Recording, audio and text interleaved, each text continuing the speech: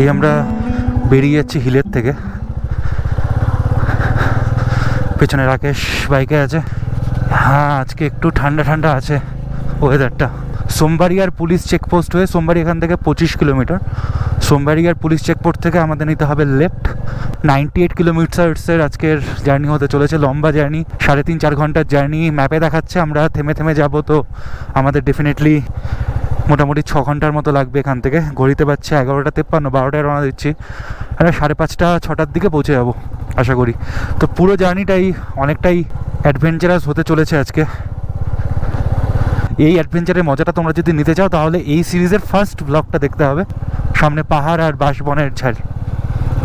আর এই বাঁশবনের যখন ওই কোরলগুলো না, বাঁশ কোরল বলে আদিবাসীরা, পাহাড়ের ওই সফট যে পিসটা বাঁশের তৈরি হয় নিচে, ওগুলো খাওয়ার জন্য কিন্তু রেড পান্ডারা আর ভালুকরা এখানে আসে। ব্ল্যাক বার্সে অ্যাকচুয়ালি ছিল 10,000 ফিট ওপরে, হিলে ছিল 8,500 ফিট ওপরে। তো আমরা এখন অনেকটাই নেমে যাব, নেমে আবার উঠবো, কারণ উত্তরে অতটা উঁচু নয়, উত্তরে 6,500 থেকে 7,000 ফিট ওপরে। ফেরার পথে জঙ্গলের মধ্যে একটু দাঁড়ালাম, আর কেন কি সামনে আমাদের পবিত্র লেক, আর এটা ওই রোডেন্টন স্যাঞ্চুরির মধ্যেই পড়ে।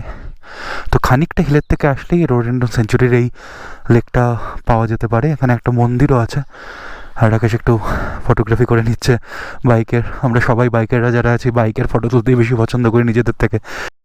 কালকে কিন্তু প্রচণ্ড পরিমাণে বৃষ্টি হয়েছিল এই জায়গাটাতে, সে কারণে জায়গায় জায়গায় শ্যাওলার পরিমাণটা কিন্তু প্রচণ্ডভাবে বেড়ে গেছে। আমরা জাস্ট দাঁড়ালাম এই রোডেন্টন সেঞ্চুরিটা পার করে, আর এই বাইকের মধ্যে আলাদা একটা এরকম একটা আওয়াজ আসছে অনেকক্ষণ থেকে। ভাই ব্যাগের ভেতর থেকে তো ট্রিমারটা স্টার্ট হয়ে গেছে।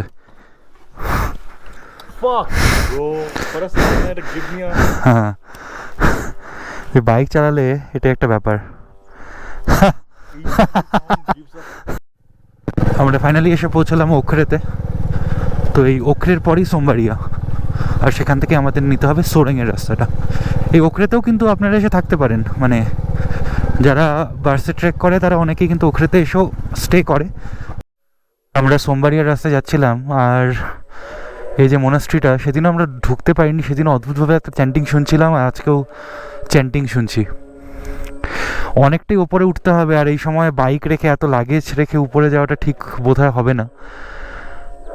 সেখানে এখান থেকে একটু বসে একটু জিরিয়ে নিয়ে তারপর আমরা আবার বেরোবো।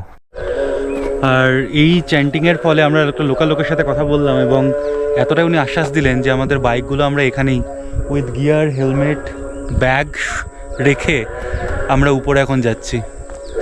এটা হয়তো পাহাড়ের লোকের সারল্যতার জন্য এটা করতে পারছি, না হলে হয়তো এটা করতে পারতাম না। তো এখান থেকে আমাদের এই ট্রেলটা পুরোটা হয়ে উপরে উঠতে হবে। এরা বলছে এদের কোনো একটা অনুষ্ঠান আছে কালকে, আর সেই কারণেই মনাস্ট্রিগুলোকে আরও নতুনভাবে সাজাচ্ছে। আর এই সুযোগটা তো মিস করা যায় না। এই জন্যই তো বাইকে আসার মজা, যে যেখানে খুশি আমি বাইক দাঁড় করিয়ে যে কোনো জায়গা ঘুরতে পারি।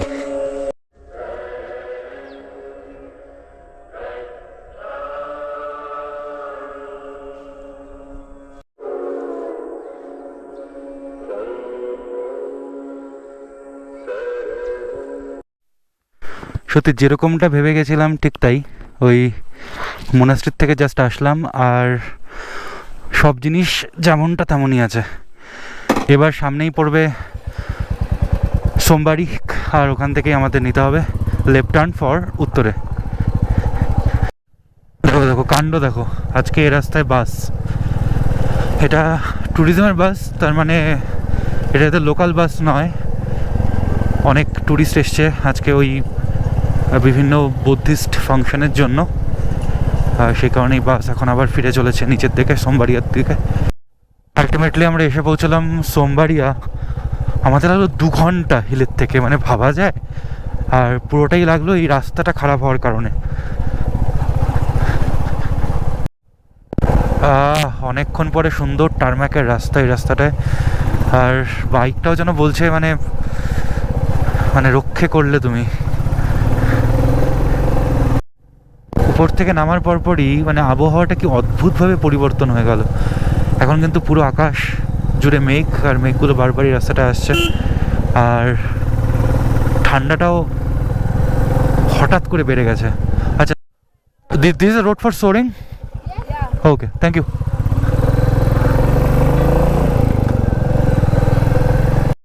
রাস্তাটা কিন্তু ভালো, কিন্তু মাঝে মাঝে কিন্তু আবার এরকম অফ রোডিংও আছে প্রচুর, কারণ এই রাস্তায় শুনলাম নাকি মাঝে মধ্যেই ধস নামে, কিন্তু এটা খুব একটা বৃষ্টির সময় নয়। বৃষ্টিটা আসবে, বৃষ্টিটা এখনও আসেনি। যখন জোরদার বৃষ্টি হবে এই রাস্তাগুলো কিন্তু এখানটা কিন্তু প্রচণ্ডভাবে ধস হবে। যেটার ভয় পাচ্ছিলাম ঠিক সেটাই হতে চলেছে মনে হচ্ছে। আমরা সোরেং থেকে আর 15 কিলোমিটার দূরে আছি, আর টুপটাপ টুপটাপ করে কিন্তু বৃষ্টি পড়া শুরু করে দিয়েছে। হয়তো গোপ্রোর কাছের মধ্যেও সে বৃষ্টির ছিটেফোঁটা পড়ছে। এই ভ্যালির ভিউটার থেকে না, মানে আমি গোপ্রোটা অফই করতে চাইছি না। দেখো সামনে কি সুন্দর করে ওই পাহাড়ের ধাপগুলো কেটে ধাপ চাষ করা হচ্ছে। এই সোরেংয়ের রাস্তাটা বস আমি ভুলবো না সত্যি। তোমরা যদি সাথে সুযোগ সময় থাকে, যদি অলরেডি সিকিম ট্রিপে চলে আসো, তাহলে এই উত্তরের ট্রিপটা করো। ভ্যালির ভিউটা দেখো একবার এখান থেকে, ও হো হো হো হো, অসাধারণ। ওই দিকটাতেই সোরেং গ্রাম, আর আমরা ওদিকটাতেই যাচ্ছি এক পাহাড় থেকে ডিঙিয়ে অন্য পাহাড়ে। আজকে প্রথম ব্রিজ, বড় ব্রিজ, যেখানে দুপাশে পতাকাগুলো টাঙানো আছে, বুদ্ধিস্ট প্রেয়ার ফ্ল্যাগস। আর এদিকটায় দেখো বড় বড় পাইন আর ফারের বন, আর আমরা সেই জঙ্গলের মধ্য দিয়ে এখন উঠে যাবো।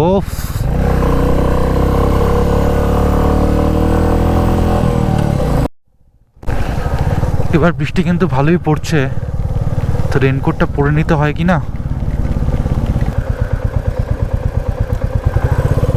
ভাই গাড়িটা রাখতে হবে তো ভিতরে।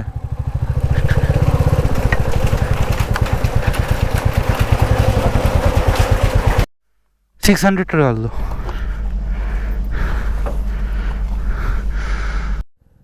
সোরেং পার করার পর থেকে কিন্তু রিংচিংপংয়ের রাস্তাটা কিন্তু আবার উপরে। এখন আপাতত নামছি, কিন্তু অনেকগুলো কিন্তু হেয়ারপিন বেন্ড কিন্তু পার করে আসলাম সোরেং থেকে আসার পরে। তো সোরেংটা অনেকটা নিচে, এবার আমরা আবার উঠবো প্রায় 7000 ফিট। রিংচিংপংয়ের আগেই আসবে কালুক, আর কালুকের রাস্তাটা দেখো বন্ধুরা, ও।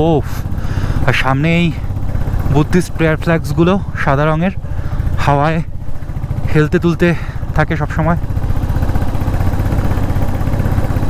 অসাধারণ লাগে। আমরা এখন আছি লোয়ার সামডংয়ে, গড়িতে পারছে 3:30, আর কালুক এখান থেকে আরও 2 কিলোমিটার দূরে। আর কালুকে গিয়ে ভাবছি আমরা আজকের লাঞ্চটা সেরে ফেলবো। দারুণ এইভাবে যে বাঁদিকে পাহাড়ের রাস্তাগুলো কেটে কেটে বানিয়েছে, কতটা পরিশ্রম, কতটা হার্ডওয়ার্ক তার পেছনে গেছে সেটাই ভাবছি আমি। আর এই রাস্তাগুলোকে মেনটেন করাও চারটিখানি কথা নয়। এটাও একটা সিকিমের বেশ নাম করা শহর, বার্মিয়ক। এটাও একটা বেশ নাম করা শহর সিকিমের, বার্মিয়ক। আমরা এখন বার্মিয়ক থেকে অলমোস্ট 5 থেকে 6 কিলোমিটার চলে এসেছি।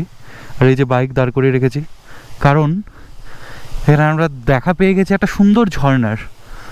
আর এই পাশটায় পুরো ভ্যালির ভিউ, পুরো ভ্যালিটা আর ঝর্ণার জলটা ওই নিচে বয়ে যাচ্ছে। এটা কিন্তু বেশ ভালো ঝর্ণার বেগ এখন এই মুহূর্তে পাচ্ছি।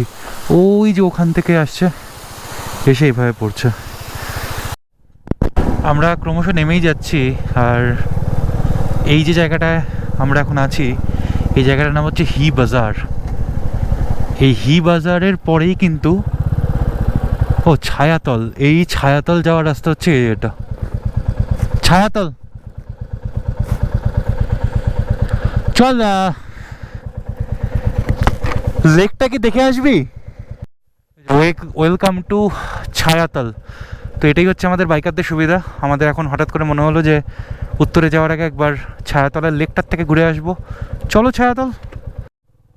ডিসিশন তো নিয়ে নিলাম হঠাৎ করে, কিন্তু রাস্তার অবস্থা শোচনীয়। এখান থেকে ছায়া লেকের দূরত্ব আনুমানিক 8 কিলোমিটার। আর এই 8 কিলোমিটার রাস্তা আমি কোনো আশাই দেখছি না যে সেই রাস্তা ভালো হবে বলে। কিন্তু অসম্ভব অফরোডিং, মানে কিছুক্ষণ আগে মানে পাথরও নয়, মানে বড় বড় বোল্ডার দিয়ে রাস্তাটা ভরা। আমি কিছুক্ষণ আগেই বলছিলাম এটা, আর তোমাদের সাথে শেয়ার করব, যে কালকের থেকে বা দুদিন থেকে আমরা বলছিলাম যে লোক আসছে না, লোক আসছে না সাউথ ওয়েস্ট সিকিমে। অফ সিজন তো কি, লোকের আসা উচিত, কারণ এই রূপগুলো, পাহাড়ি রূপগুলো সবার দেখা উচিত। কিন্তু প্রবলেমটা হচ্ছে ভাই, তার সাথে সাথে সেই পরিষেবাটাও মানুষকে দিতে হবে যাতে মানুষ এই জায়গাগুলোতে দেখতে আসে। আমি জানি না মানে Sikkim government at least south West সিকিমের ট্যুরিজম নিয়ে কী ভাবনা চিন্তা করছে, কিন্তু রাস্তার অবস্থা প্রচণ্ড খারাপ।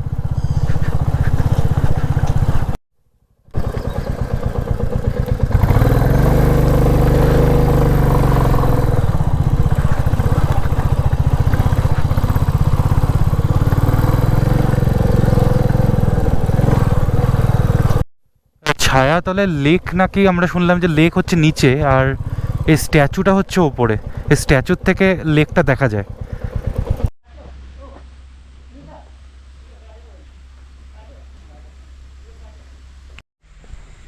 এই যে নিচে দেখা যাচ্ছে লেক একটা ছোট্ট, তার মধ্যে না আছে জল না আছে কিছু, মানে একদমই জল নেই, হয়তো বৃষ্টি হয়নি ঠিকঠাক সেই কারণে একদমই এখানে জল নেই। আর ওই দিকটাতেই কাঞ্চনজঙ্ঘা যেখানে পুরোটা মেঘে ঢাকা আছে। আর এই হচ্ছে স্ট্যাচু।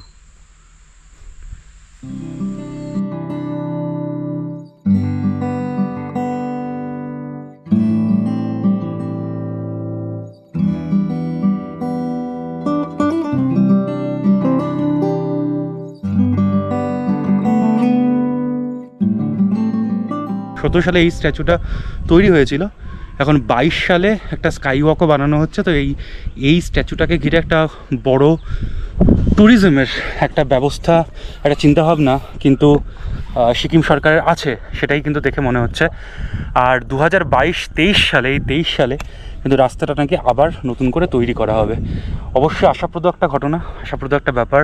লেকের জলটা যদি কোনোভাবে রিজার্ভ করা যায় আর এই স্ট্যাচুটাকে ঘিরে যদি ট্যুরিজম বানানো যায় তাহলে হোয়াই নট ছায়াতল। ছায়াতল থেকে আমরা জাস্ট বেরোলাম আর বন্ধু উপরের ওই পাহাড়টা দেখো, একদম সোজা উপরে উঠে গেছে। এই পাহাড়ের সামনে নিজেকে তখন খুবই ক্ষুদ্র মনে হয়। যাই হোক, ঘড়িতে বাজছে এখন 5:28 আর অলরেডি আমরা লেট। রাস্তায় চলছি আর চলতে চলতে সামনে সূর্যি মামাকে দেখা যাচ্ছে যে অস্তাচলে যাচ্ছেন উনি। আর এটা একটা অদ্ভুত, চারিদিকটা কেমন যেন একটা অন্য রঙে ভরে দিয়েছে। বলতে বলতে আমরা ডেন্টাম ভিলেজে পৌঁছে গেছি। আর যে ভিলেজটাকে একটু জায়গার থেকে উপর থেকে দেখাচ্ছিলাম, নিচের ভ্যালিটা, সেই ভ্যালিতে কিন্তু আমরা পৌঁছে গেছি। আর অনেকটাই নিচে নেমে এসেছি আমরা। এখান থেকে উত্তরে খাড়া চড়াই চড়তে হবে কিন্তু। ওমা কি কিউট, বাচ্চারা রাস্তায় শুয়ে পড়ছে। একটা বাচ্চা দেখো পিঠে অনেক পাতা ফাতা নিয়ে যাচ্ছে। এখান থেকে ঠিকঠাক চালালে আমরা আধা ঘন্টায় পৌঁছে যাবো। আর ডেন্টাম থেকে সামনে গিয়ে একটা লেফট নিতে হবে, ওটা কিন্তু ভুল করলে চলবে না। ডেন্টাম থেকে আসার সময় মনে রাখবে যে এই দিকে কিন্তু দুটো রাস্তা আছে, রাইটটা ধরে নিলে আরও নিচে চলে যাবে আর আমাদেরকে উত্তরে যাওয়ার জন্য লেফটটাকে ধরতে হবে। সামনে রাস্তার কাজ হচ্ছে।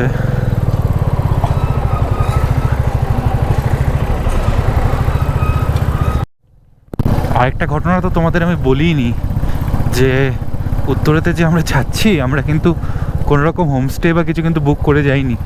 আর আমরা ঢুকবো 6:30 নাগাদ। তখন কি আমরা কিছু পাবো? আর ঠান্ডাটা কিন্তু আস্তে আস্তে বাড়ছে, কারণ আমরা ডেন্টাম থেকে ক্রমশ উপরের দিকে উঠছি। আর এই মাঝে মাঝেই বিভৎস অফ রোডিং। আর এখন আমি ট্রাই করছি একটু স্যাডলিং করার, কারণ আর পারছি না অফ রোডিং। ওই যে বন্ধুরা নিচে দেখা যাচ্ছে সিংসর ব্রিজ, আর এদিকে আমরা উত্তরে যাচ্ছি। আমরা এখনও জানি না যে সিংসর ব্রিজ ক্রস করে আমাকে ওদিকে ঢুকতে হবে কি নাকি ওদিক থেকে আসার সময় সিংসর ব্রিজ ক্রস করে উত্তরেটাতে ঢুকতে হয়, সেটা এখন আমরা ক্লিয়ার না। কিন্তু সিংসর ব্রিজটাকে উপর থেকে দারুণ লাগছে। এশিয়ার সেকেন্ড হাইয়েস্ট ব্রিজ, ভাবা যায়? দেখো উত্তরেতে ঢোকার আগে আরেকটা ঝর্ণা। যত উত্তরের দিকে এগোচ্ছি না জলের গতি কিন্তু তত বাড়ছে, তার মানে সামনে কোথাও একটা ভালো বৃষ্টি হয়েছে। অলমোস্ট কনফার্ম যে সিংসর ব্রিজ আজকে আর আমাদের পেরোতে হবে না, আমরা ওটাকে কালকে পেরোবো যদি আমরা পেলিংয়ের ওই দিকটায় যাই। এটাই বোধহয় উত্তরের গেট, কিছু লেখা নেই, তোমরা দেখতে পারবে কিনা জানি না। ওই যেখানে মাঠটা আছে ওই মাঠটার মধ্যে কিন্তু সব ঘোড়া চড়ে বেড়াচ্ছে। আর এখানে একটা বুদ্ধিস্ট টেম্পলও আছে। এটা বুদ্ধিস্ট টেম্পল নয় বোধহয়, এটা হিন্দু টেম্পল। আর এই ঘোড়াগুলো চড়ে বেড়াচ্ছে। হ্যাঁ, আমার এখনই মনে পড়লো যে এখানে একটা দারুণ হোমস্টে আছে যেটার খবর আমি ভুলে গেছিলাম। এখন হাতড়িয়ে হাতড়িয়ে আমার সেই পুরনো নোটবুক খুঁজে বের করলাম। আচ্ছা হ্যাঁ, আলটিমেটলি আমরা সঠিক রাস্তাটা পেয়ে গেছি। একদমই অফ রোডিং, একদম শুধু বোল্ডার দেওয়া রাস্তাটায়। আর এটা একটু নিচের দিকে নেমে যেতে হবে। এটার নাম হচ্ছে দাথং গ্রাম। মোটামুটি 10 থেকে 15 মিনিট আমরা অফরোডিং করছি, এখনও করে চলছি। আরও হয়তো 1 কিলোমিটার আছে এখান থেকে। আমাদের মতো পাগলরাই এগুলো করতে পারে। পুরোটাই অফরোড, কোনো গাড়ি ঘোড়ার কিচ্ছু দেখলাম না এখানে। কয়েকটা বাড়ি আছে একদম নিরিবিলি, তা বলবো না। এবং প্রত্যেকটা বাড়ির সামনে কিউট একটা করে ছোট্ট ছোট্ট কুকুর। কিন্তু এটা একটু বেশি নিরিবিলি হচ্ছে না? আমার পেছনে রাকেশ আছে, তা না হলে আমি ভীষণ ভয় পেতাম আজকে।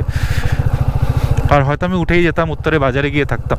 এখানে একবার চলে আসলে আর উত্তরে বাজার বা কোথাও যাওয়ার সম্ভাবনা থাকবে না। হ্যাঁ, অন্ধকারের পরে আলোর দিশা, এই আমাদের সামনে হোমস্টে। এতক্ষণ পর, এত কষ্টর পর আমরা এসে পৌঁছলাম। এই আমি বলেছিলাম যে আপনাদের আমি একটু অন্যরকম হোমস্টে দেখাবো, অন্যরকম সিকিম দেখাবো। এটাই তার পরিণাম। এই ভাইকে একটু গলায় জড়িয়ে না ধরলে আমার শান্তি হবে না ভাই, একটু বুকে না আসলে শান্তি হবে না ভাই। हम लोग को अयन बाबू को फोन किए थे शायद। हाँ हाँ, thank you thank you thank you thank you. ठीक है, बैठने के बाद थैंक यू थैंक यू। यहाँ तो आवाज तो 8-10 वर्ष अघि पहले। अच्छा पहले तो यहाँ पूरा जंगल था। ये ना पूरा इस साइड ये रोड नहीं था। 15-20 साल पहले तो ये तो पूरा जंगल था। আর এভাবেই কনকনে এক শীতের রাতে সিকিমের জনহীন এক প্রান্তরে আগুন জ্বালিয়ে শুরু হলো ভূতের গল্প। আর এভাবেই তৈরি হলো কিছু কখনো না ফুরোনো স্মৃতি। Traveller monkey signing off. चलने के